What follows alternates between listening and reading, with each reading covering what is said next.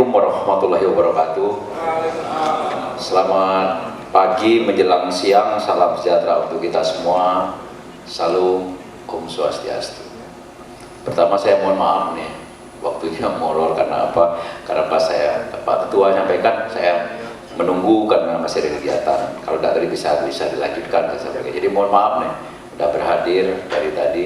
Tapi yang berhadir ini orang-orang lapangan, saya yakin tidak masalah, jadi kita terbiasa dengan itu. Saya mau berpantun susah tadi kan. Pantun Devi itu yang saya ingat penghulu-penghulu aja tadi. Saya kalau udah bicara sama penghulu keinget rekaban saya. Kepala kakek bang saya, kalau penghulu saya langsung, ini Pak Devi Pak pantun kok penghulu-penghulu gitu.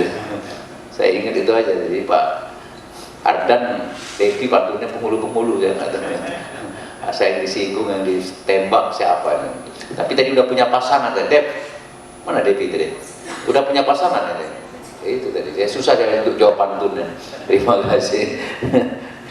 Alhamdulillah yang saya kita hormati Bapak Ketua Bawaslu, rekan-rekan Forkopimda yang berhadir hari ini, hadir Pak Wakajati, beliau juga ada kegiatan tadi sampaikan saya, Pak Kapolda juga dengan Pak Pangdam sama-sama, karena hari ini kita ada persiapan kehadiran Bapak Presiden dan rakyat dan Pak Diskripsus, Pak Asintal, terima kasih atas kehadirannya.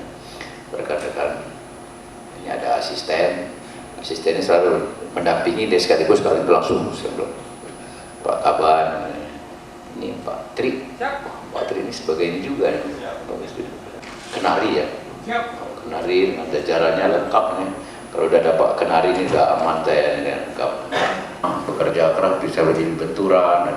Jadi situasi tenang, landai, itu adalah penghasilan hasil dari pencapaian kerja yang paling tinggi. Itu adalah. Terima kasih untuk kalian semua. Jadi bukan berarti Bawaslu itu tidak kerja, itu kerja maksimal yang sudah rekan-rekan polisian, kejaksaan, dari tentara, dari Kodam, Satpol PP, menciptakan kondisi yang kondusif. Pencegahan itu jauh lebih berat, lebih hemat, lebih murah, ya kan?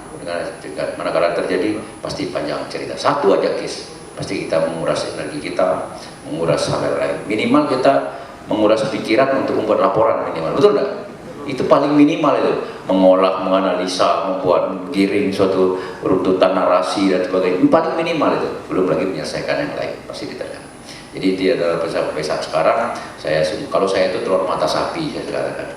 Yang bertelur ayam yang dapat nama sapi, dengan suasana kondusif seperti ini namanya siapa dulu gubernurnya, paling kan itu aja kata orang. Jadi itu aja sebenarnya. Coba kalau ada apa-apa ya itu yang bekerjakan dalam itu. Jadi saya mengapresiasi sekali. Wah, tadi disampaikan oleh Pak Wakajati dan Pak Bawaslu bahwa sekarang tahapan pemilu kita sudah mau menjelang pada tahapan minggu tenang. Ada 20 tahapan pemilu itu sampai nanti penyumpahan. Nah, itu Pak yang terakhir ya kan itu. Ini sekarang kita sudah tahapan minggu tenang. Tahapan minggu tenang secara regulasinya ada. Nah sekarang kita bagaimana? Kita mulai rapat koordinasi ini sehingga kita tenang betul, tenang secara lisan, tenang secara nyata di lapangan.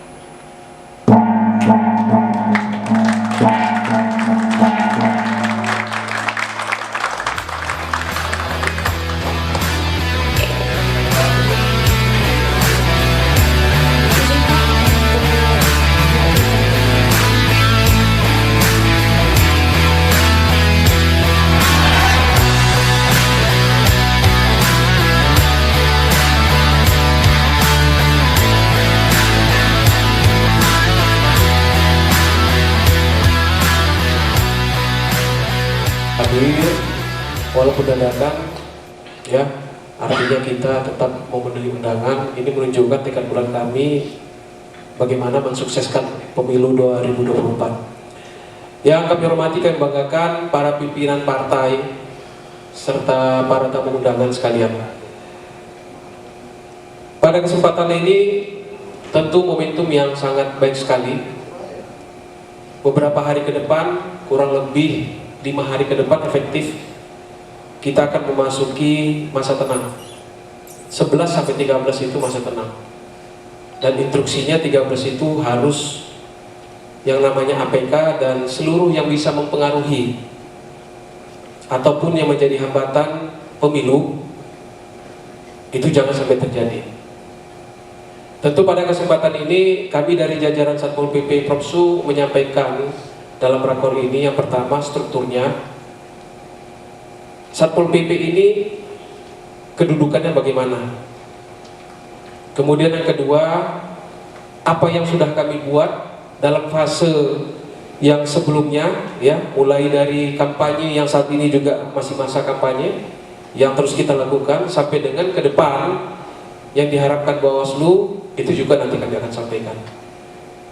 Yang pertama perlu kami sampaikan bahwasanya Satpol PP ini adalah organisasi pemerintah daerah, baik di tingkat kementerian, jadi kami punya dirjen Bapak, kemudian punya direktur, dan di provinsi punya kepala satuan di tingkat provinsi Satpol PP, begitu juga di kota kabupaten se-Indonesia. Artinya kami ini masih dan masuk dalam organisasi perangkat daerah yang terbentuk kekuatannya itu berdasarkan Undang-Undang 23 ya, tentang pemerintah daerah 2014. Di situ sudah dijelaskan bahwasanya kepala daerah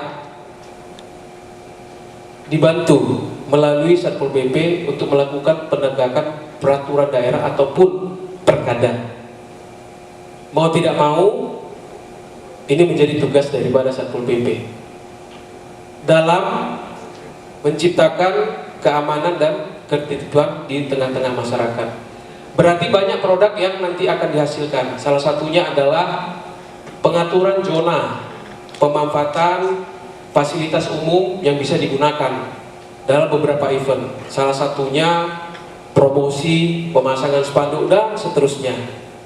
Jadi kita bertindak di regulasi yang sudah ada, dan masing-masing daerah itu sudah mengatur tentang peraturan daerahnya atau peraturan bupati atau peraturan wali kota tentang pemanfaatan daripada fasilitas umum untuk keperluan-keperluan pemasangan spanduk, pengumuman, dan seterusnya, termasuk tentang APK.